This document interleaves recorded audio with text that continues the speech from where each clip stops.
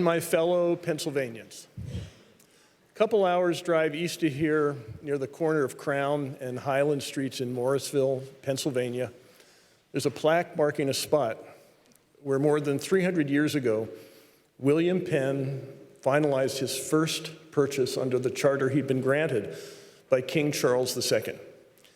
And today you can stand there and marvel at what William Penn must have been envisioning on that pivotal day. After all, he wasn't just there to buy some land.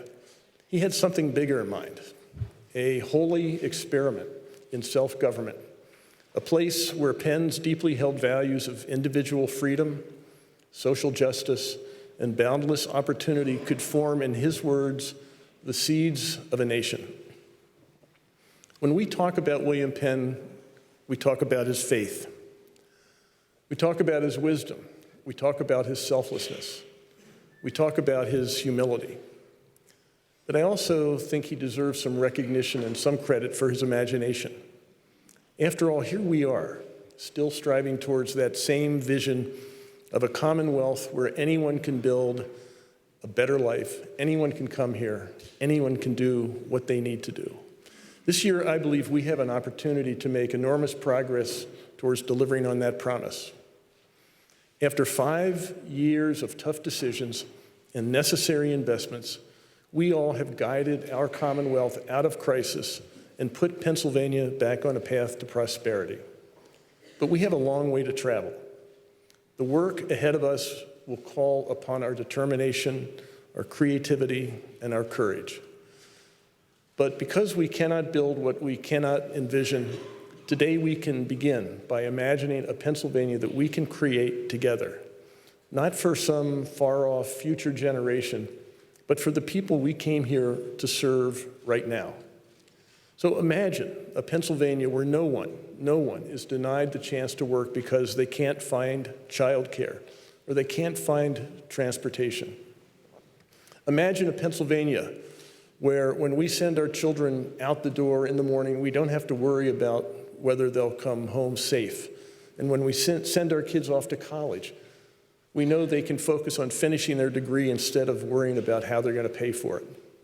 Imagine a Pennsylvania where our air and our water are cleaner, where the cost of prescription drugs is lower, where the most vulnerable among us are protected, and everybody has the right and the opportunity to participate fully in our economy and in our democracy.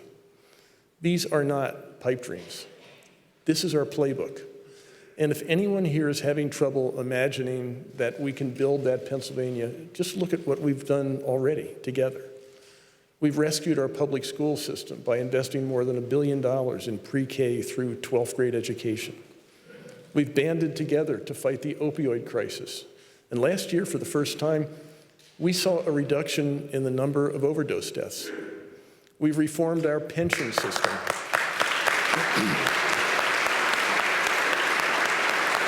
Thank you.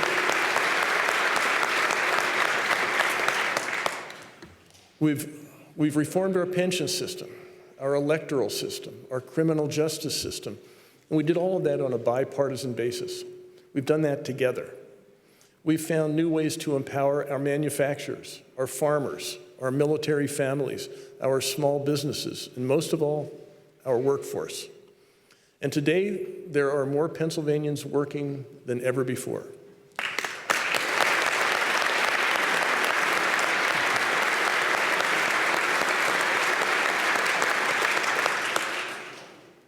Just a look around the chamber right now. 5 years ago, this budget process was an exercise in masochism.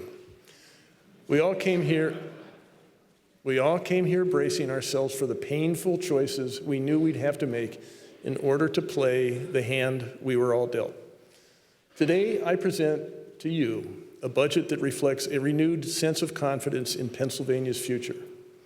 This budget is a blueprint for unleashing a new wave of prosperity for our Commonwealth. It will make a tangible difference in the lives of millions of people. And folks, we can actually do this together, because this budget does not ask any of you to vote for any new taxes.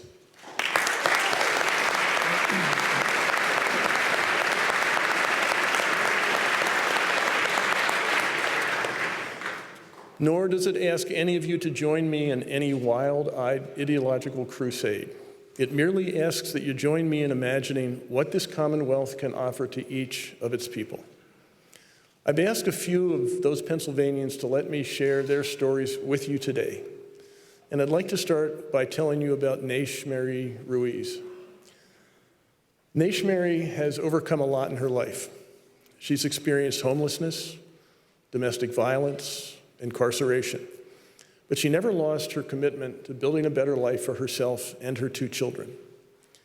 And upon visiting a career link in Bucks County, she enrolled in the EARN program. And there she got the one thing she needed most, an opportunity. After just 2 months as a machine operator, and she was one of the only women on the floor, Naish Mary was promoted to supervisor. And now she's been able to move her family into an apartment. She doesn't just have a job, she has a career. And this is the kind of success story that should be possible for every Pennsylvanian, no matter how old you are or where you're starting. But Naish Mary's story is not unique. Last year, we brought labor, business, and government to the table as part of a public-private partnership called the Keystone Economic Development and Workforce Command Center. Their mission was to answer one simple question: what is standing in the way of Pennsylvanians who want to find good jobs? The answer had nothing to do with the opportunities being offered by our businesses. It had nothing to do with the work ethic of our people either. Instead, they heard stories, a lot of them, like Naish Mary's. In fact, the command center highlighted 5 specific things that they heard in 5 specific areas where we can take action: the availability of reliable transportation, the affordability of childcare, the challenges of reentry, our outdated licensure requirements, and gaps in workforce training. It's frustrating to imagine that someone might lose out on their opportunity to get ahead because of something as ordinary as bureaucratic red tape or a simple lack of bus routes. Frustrating and also stupid if we care about our economy. But the good news is that these are solvable problems. In fact, this budget contains a blueprint for making progress towards overcoming each of these 5 obstacles. To address the lack of access to transportation that makes so many Pennsylvanians' commutes difficult or even impossible, we can work with employers to help them be more flexible in meeting the needs of their workers. And by joining the Regional Greenhouse Gas Initiative, we can raise hundreds of millions of dollars in auction proceeds to make our air cleaner and our transit system stronger so that Pennsylvanians can get to the jobs businesses are creating.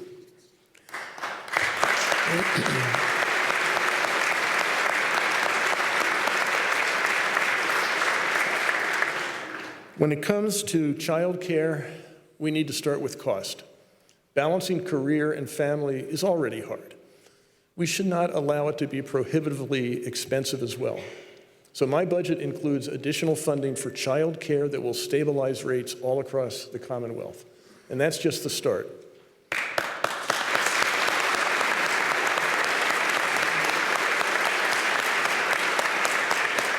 We need more employers to offer family-friendly workplace policies like on-site childcare.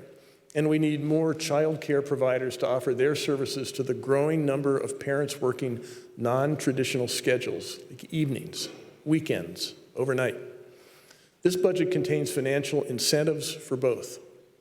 Meanwhile, we can continue to cut the red tape that prevents people from starting businesses and reverse outdated policies that stand in the way of people restarting their lives after serving time in prison. We can invest in workforce training programs like WedNet PA, which has helped more than 20,000 companies train more than 1 million Pennsylvania workers over the last 20 years.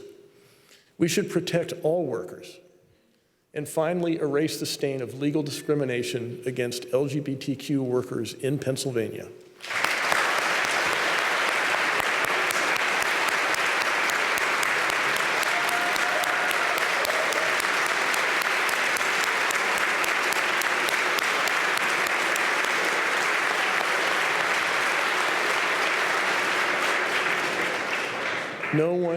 No one should have to hide who they love to keep a job they love. Let's make this the year we finally pass this legislation. The goal of all this is not just to get more Pennsylvanians into jobs, it's to give more Pennsylvanians the opportunity to work toward the brighter future they imagine for themselves. And so while we're going to continue to foster an environment that continues to encourage entrepreneurs to start and grow their businesses right here in Pennsylvania, we also need to face the fact that minimum wage workers in this Commonwealth have not had a raise in more than a decade. This isn't fair.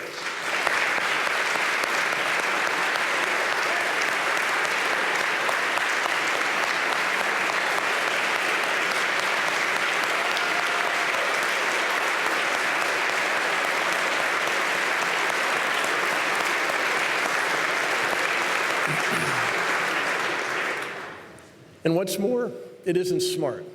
Forcing people who work full-time to get by on $15,000 a year doesn't just limit what they can build for themselves and their families, it limits what they can contribute to our shared prosperity.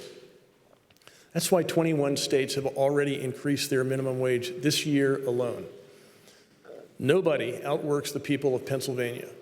They deserve the same fair wage. Let's make 2020 the year we're going to get them that raise.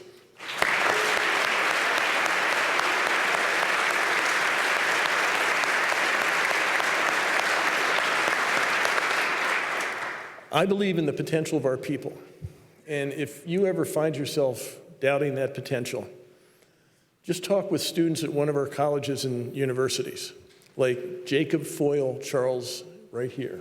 Jacob, where are you? There you are.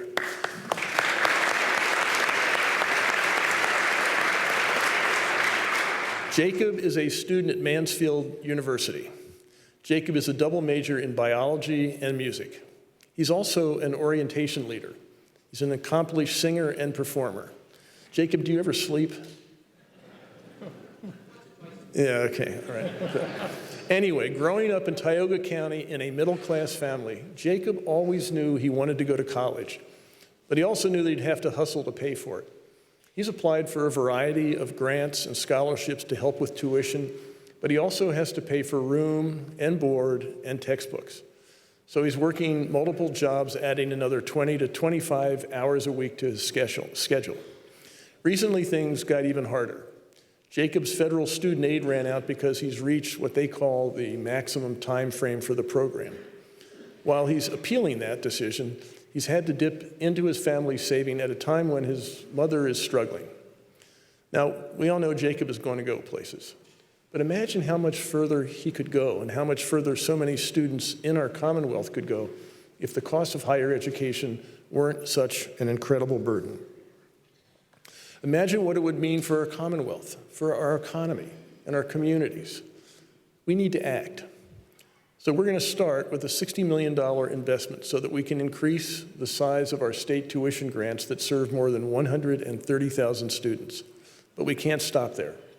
I'm proposing a historic $200 million investment in scholarships for the young Pennsylvanians attending our state system universities. That will mean 25,000 PASHE students like Jacob can get a degree without a crushing debt. And we'll do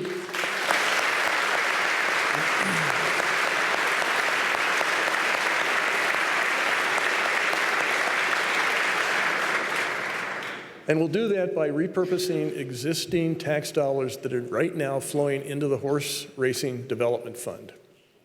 Let's bet on our kids instead of bankrolling racehorse owners and ensure the viability of the Pennsylvania state system of higher education.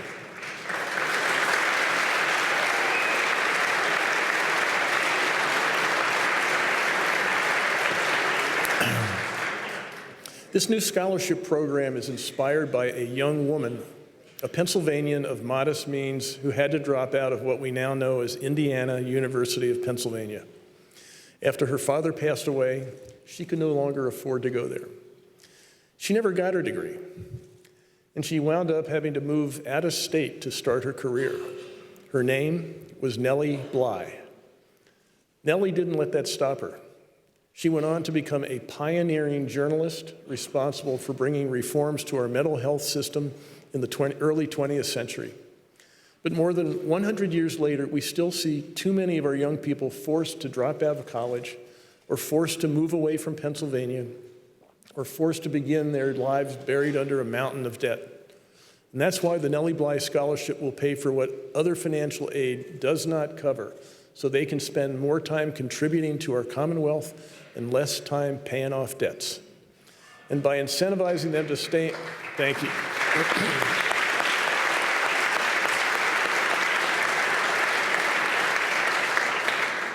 And by incentivizing them to stay in Pennsylvania after graduation, we can all reap the benefits of their intellect and their creativity. We all have a stake in the success of young Pennsylvanians like Jacob. Let's give them every opportunity to fulfill that potential. And by the way, let's not wait until college to start. In fact, let's not even wait until they get their first loose teeth. This year, I'm calling for the expansion of universal, no-cost, full-day kindergarten so that it's available for every child in our Commonwealth.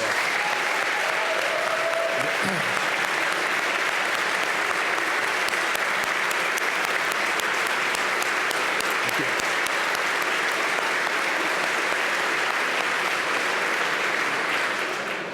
I'm asking all of you to work together to make universal full-day kindergarten a reality. The joy of raising children comes from imagining who they'll become, what they'll achieve, and where they'll make their mark. There isn't a parent in this chamber who doesn't want every opportunity for their children. And there isn't a parent anywhere in this Commonwealth who should have to settle for anything less. That's where people like Thomas Parker come in.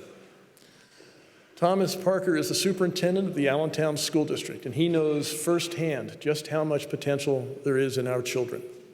But he also knows the obstacles that stand in the way of unleashing that potential. For a long time, the number one obstacle was simply that Harrisburg didn't share the same commitment to our kids that parents and teachers do. And that's why over the last 5 years, all of us have fought together to restore more than $1 billion in cuts to our public school system. But we must do more.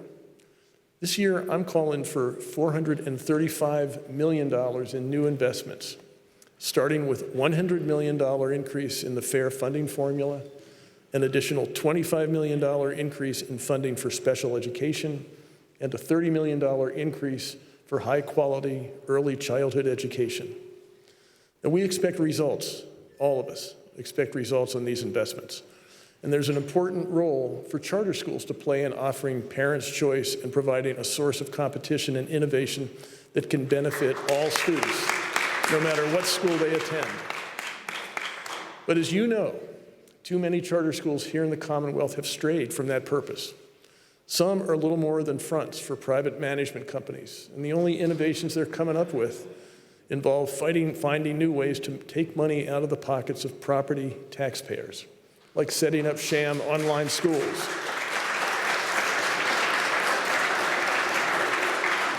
Or exploiting a loophole in special education funding.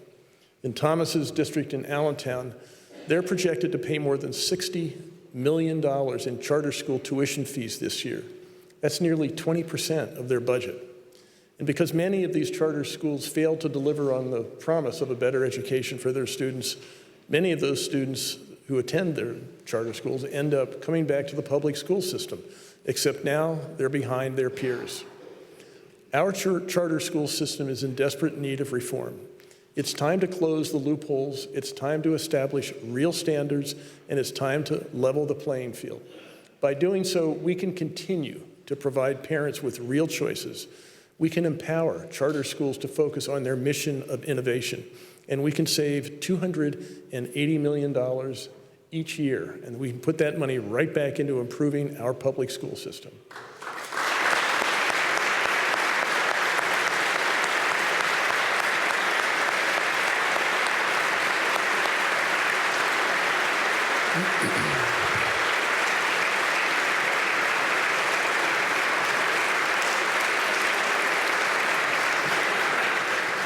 So how can we do this? Well, one thing we can do, we haven't updated teacher pay since the 1980s. Let's finally give them a raise. We have got women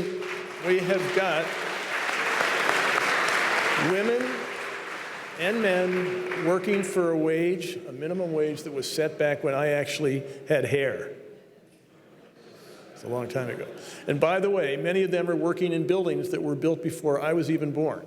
Indeed, just as there's no excuse for failing to support the women and men in our classrooms, there's no excuse for the condition of some of those classrooms themselves.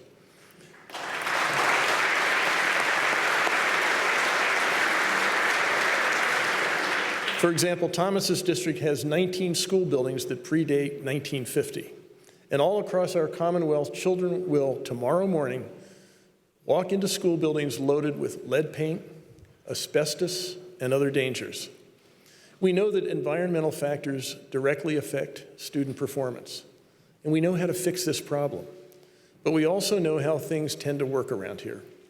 For the past 2 years, my administration scraped together what funding we could, and we did what we could to help address these problems.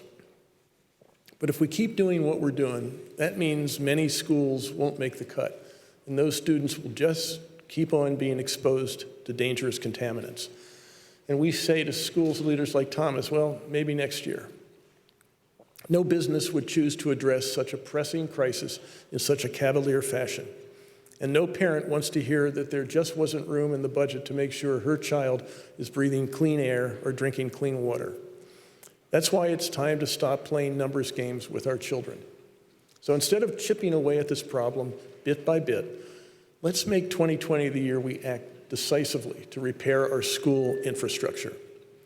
My budget calls for a $1 billion investment in fixing toxic school buildings and streamlining the process to allow school districts to apply for this funding.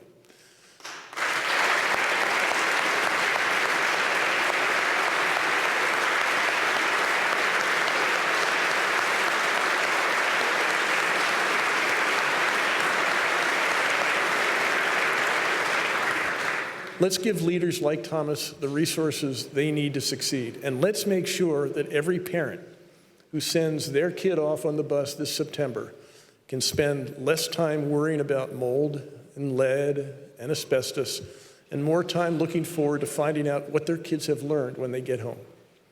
There's more in this budget. We need to add staff capacity at our Department of Environmental Protection.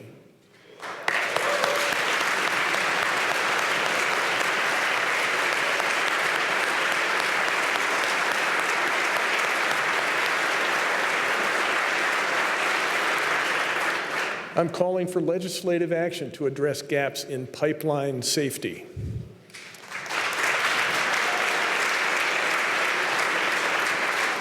We need to ensure that communities are protected when a state facility closes. And we need to make investments in advanced manufacturing and in the arts. Meanwhile, the work continues on long-standing priorities like fighting the opioid epidemic and reforming the criminal justice system, like changing our probation process.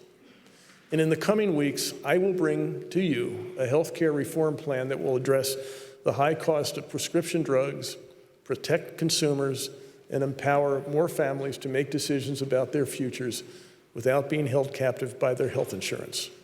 So I have ambitious plans for this year. And I know that the politics of the moment dictate that some of you go out into the hall after this and talk about the parts you might think are too ambitious. But none of us came to public service to prove that better things aren't possible. We're here because we believe that we can envision and achieve a brighter future for the people we serve. I look at Mary, Jacob, at Thomas, and I'm reminded of the potential of our people and the brilliant future that awaits us if we can continue building towards William Penn's vision of a commonwealth that offers opportunity to all. But there's an empty seat here in the chamber, right over there. And I'd like you to imagine Erie's Elijah Jackson sitting in that seat. He'd be 21 years old today, perhaps training to serve our country in the Air Force, just like he always imagined. His mother, Vanessa, is here. Told me that Elijah loved to dance. He loved to play basketball, and he loved to make his brothers and sisters laugh. He wasn't just the life of every party, he was the life of his family. Vanessa remembered one day in particular, his junior year in high school, when He was going into his junior year in high school, sat on her lap, said that once he graduated and joined the military, he would take care of her. That's the way Elijah was. Unfortunately, a few weeks later, on a hot July night, Elijah went out to meet his younger cousin and some friends after a game. Someone driving down the street in an SUV had a gun and started shooting. Someone else had a gun and started shooting back. Elijah and his friends were caught in the crossfire. Turns out it was something that had nothing to do with Elijah, nothing to do with any of his friends. Turns out the gun that killed Elijah didn't even belong to the person who pulled the trigger, but rather to a veteran suffering from addiction. Turns out there were so many weapons involved and so many shell casings found that it was hard to prove exactly who had fired the shot that happened to hit Elijah Jackson. And the case against some of the defendants even fell apart. But what it all adds up to is the same story we have seen repeated time and time again. An innocent Pennsylvanian is robbed of a future that should have been their birthright. A family is robbed of a loved one, and all of us are robbed of the contributions that someone like Elijah Jackson might have made to our Commonwealth. We have no way of quantifying what we lost when Cecil and David Rosenthal were killed at the Tree of Life Synagogue, or when Gerard Kozik died while sheltering his wife from a hail of bullets at a municipal meeting. And our losses are not limited to the horrific acts of mass violence that make the news. They happen every day. A trans woman like Tamika Michelle Washington is murdered in the kind of attack far too common in the trans community. A decorated veteran like Sergeant Russell Croup takes his own life, a tragedy far too common among his fellow service members. There's an empty chair in this chamber, and there's an empty chair at the dinner table of too many of the people, not just these families, but many of you elected to serve in this chamber, whether a family member was shot in their neighborhood or someone you love used a firearm to take their own life. Now, I understand that unimaginable tragedy is just part of life. But when it comes to gun violence, we have gotten to the point where these kinds of tragedies are no longer unimaginable at all. We've gotten used to seeing bulletproof backpacks advertised during back-to-school sales. We've gotten used to hearing our young children talk about the traumatic lockdown drills they had to endure between science class and recess. We've gotten used to that little worry that creeps into the backs of our minds whenever we enter a shopping mall or a sports stadium or even a house of worship. And unfortunately, we have also gotten used to hearing politicians offer their thoughts and prayers and little else. It's part of the ritual now, right alongside the somber press conferences where law enforcement officials detail the carnage and the tearful testimonies from friends and family grieving over their lost loved ones. So the question is, why can't we act? Why haven't we tackled this like other states have? I know that across the Commonwealth there are law-abiding, responsible gun owners, and that there are those deeply concerned about the Second Amendment. And I do support their right to be heard when it comes to gun safety reform. And if you're one of those law-abiding, responsible gun owners, all I ask of you is this. Imagine that it's your gun that's stolen from the house, from your house, by someone who is neither responsible nor law-abiding. Imagine it's your gun that, through no fault of your own, gets resold to someone who couldn't pass a background check. Imagine it's your gun that winds up in the hands of someone who intends to use it to harm himself or others. Can you honestly say that you don't care just as much as anyone else about making sure that that doesn't happen? All I ask of you is this. Imagine that it's your municipal building, it's your synagogue, it's your neighborhood pool that suddenly becomes the symbol of this crisis. Imagine that it's your child who doesn't come home from a party, from a concert, or from school. Can you honestly say that you don't believe there's any way to protect both your family and the Constitution? And when it comes to the people here in this chamber who have no intention of coming to the table on this issue, whether out of ideological conviction or political calculation, well, you have a right to your opinion too. But let me ask you something. Can you look at your family and honestly say that you wouldn't do anything, pay any price to protect them?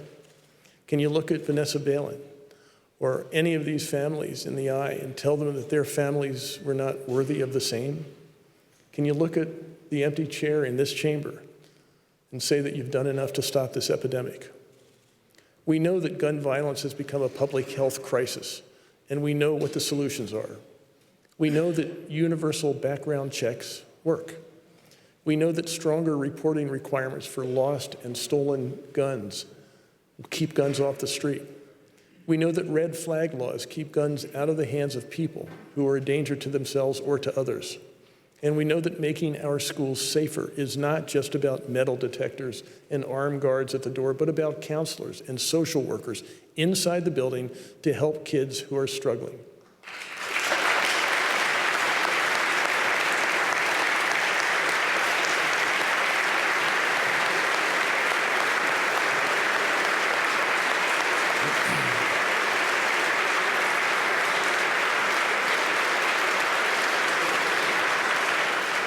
Now, I know there is no law that can eliminate every act of gun violence, but the steps I'm proposing are supported by the evidence and supported by the vast majority of Pennsylvanians.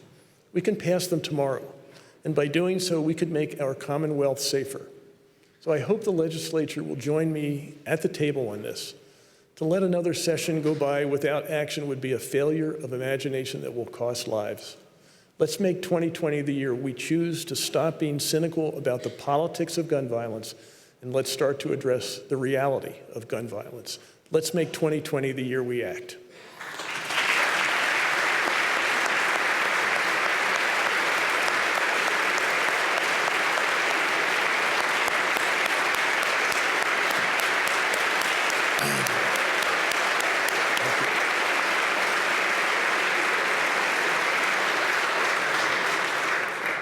My fellow Pennsylvanians, this year's budget offers us a chance to make our workforce stronger, to make our schools better, and to make our communities safer.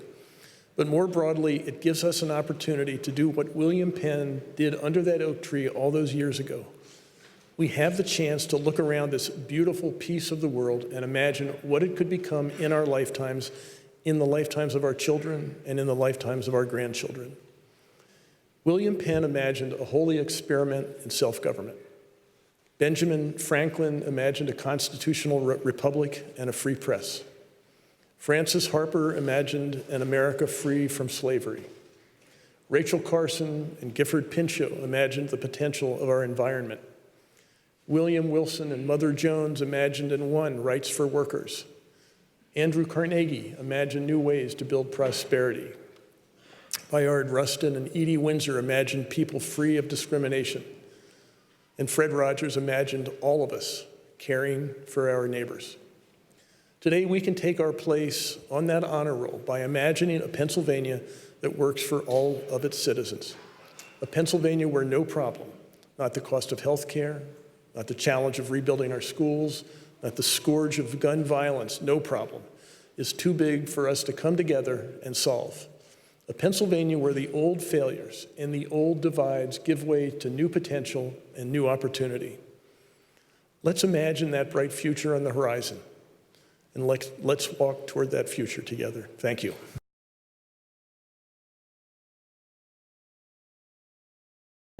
The General Assembly will come to order. The governor is now entering the hall of the House. Members and guests, please rise.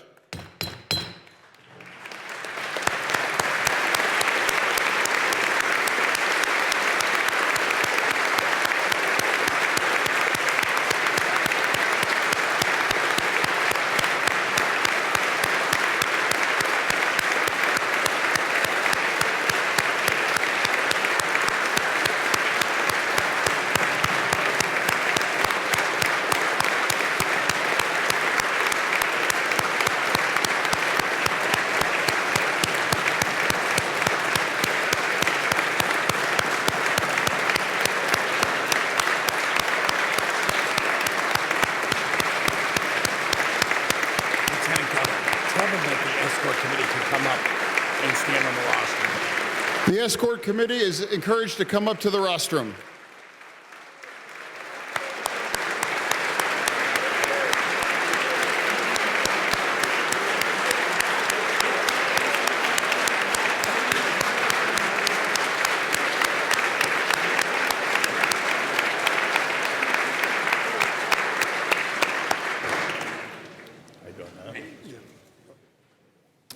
Mr. President, Mr. Speaker, members of the General Assembly, as chairman of the committee to escort the governor, I wish to report that His Excellency the Governor is present and is prepared to address this joint session.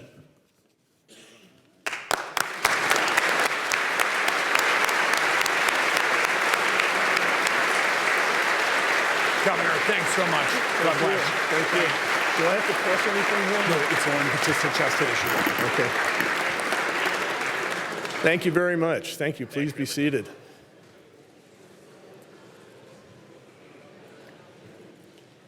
You know, my mother used to sit over there for these things, and the first time she heard someone introduce me as His Excellency, she said, you know, I used to change His Excellency's diapers. So, anyway, time changes. Lieutenant Governor Fetterman, Speaker Turzai, President Scarnati, Leader Corman, Leader Costa, Leader Cutler, Leader Dermody, members of the General Assembly, invited guests, friends and family, and especially my wife, Frances. Please give her.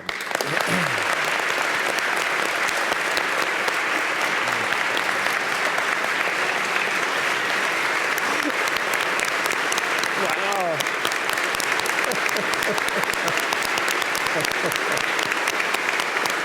Thank you. Thank you very much. And my fellow Pennsylvanians. In fact, this budget contains a blueprint for making progress towards overcoming each of these 5 obstacles. To address the lack of access to transportation that makes so many Pennsylvanians' commutes difficult or even impossible, we can work with employers to help them be more flexible in meeting the needs of their workers. Jacob is a double major in biology and music. He's also an orientation leader. He's an accomplished singer and performer. Jacob, do you ever sleep? Yeah, okay, all right. Anyway, growing up in Tioga County in a middle-class family, Jacob always knew he wanted to go to college, but he also knew that he'd have to hustle to pay for it. He's applied for a variety of grants and scholarships to help with tuition, but he also has to pay for room and board and textbooks. But there's an empty seat here in the chamber, right over there. And I'd like you to imagine Erie's Elijah Jackson sitting in that seat. He'd be 21 years old today, perhaps training to serve our country in the Air Force, just like he always imagined.